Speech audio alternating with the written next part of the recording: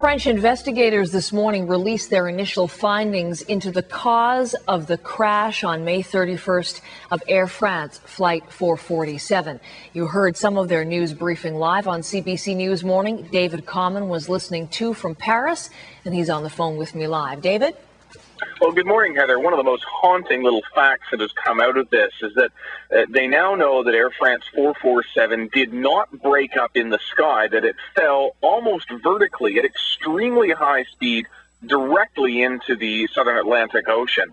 That's just one of the little things they've been able to figure out, but they haven't been able to figure out a lot, in large part because they haven't found any big pieces of the plane from which they can do very extensive forensic work on, and they also have not found the black boxes, the flight data recorders. They have a general sense about where they are located, but they don't know where they are exactly. They've not been able to bring them up to the surface and analyze what's on the tapes. They are gauging most of their investigation right now on what's called data link transmissions, and that is when the plane was in flight, it was sending electronically little messages, almost like little emails, back to headquarters, back to certain air traffic controllers, indicating certain things about the plane. And we understand now that there were 24 some 24 system failure messages that were sent out indicating a big problem. The investigators continue to home in on the thing they'd had the theory about, and that's the speed indicators, these things known as pitot tubes.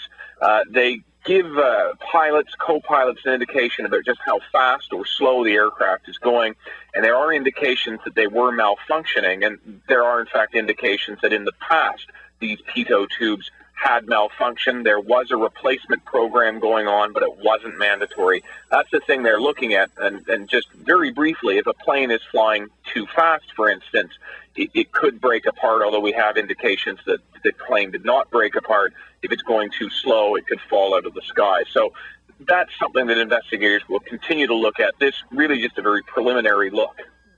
And David, I mentioned we carried that briefing live here on our program earlier today. Here's a little bit of an excerpt from it. Investigators updating more of the information you talked about of the crash. Let's listen to that together.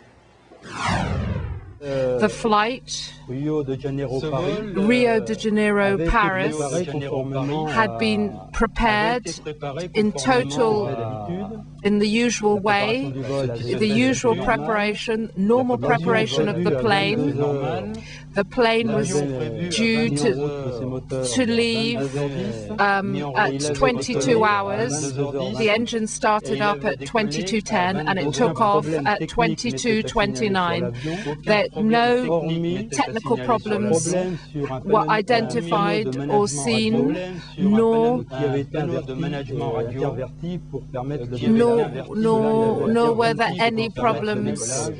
there any problems that came through radio control as the plane took off. That was earlier today, Alain Bouillard, as he spoke to reporters at Le Bourget, France, just outside Paris. So as we listen to that, David, no technical problems as the plane took off. What should we make of that? Well, indeed, the investigators are saying that as far as they're concerned, the plane was A-OK when it took off, that something happened in flight. But the investigators have warned in the past that it is possible they and we will never know the exact cause of this crash, particularly if they aren't able to recover those flight data recorders, those black boxes, which could be 3 to 5 kilometers underwater and very difficult to find. There is a French nuclear submarine that continues to look for it, but we're now 31 days after that crash, and the signal, the ping that it's called, is most likely now expired. There's probably not power to indicate where it is, so they may well never find those black boxes, and they're going to have to go on the evidence that they have. And there really only been small objects in the debris field that's been recovered. The biggest piece, part of the tail.